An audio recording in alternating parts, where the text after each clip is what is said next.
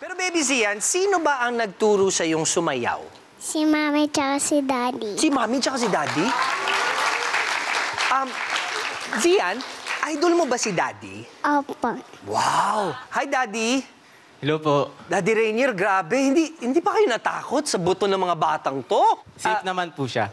Mukhang safe naman. Tsaka mga kids, wag niyo pong gagayahin yung ginagawa ni Zian because professional si Daddy. May suporta si Daddy. Kayo po talaga cheer dancer po kayo before? Opo, both po kami mag-asawa. Both?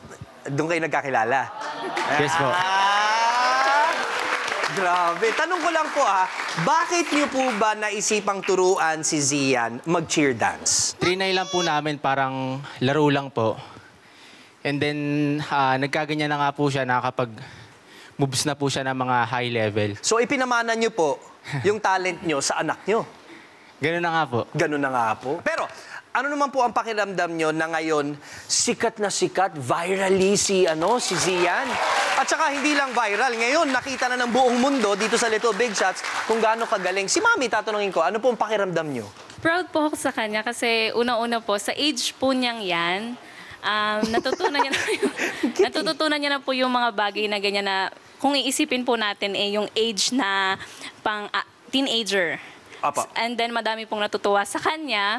Tapos yung self-confidence niya na i-improve na sa iba. Kaya proud po talaga ako sa kanya. Watch the episodes and clips of Little Big Shots only here on ABS-CBN. Subscribe now to be updated weekly.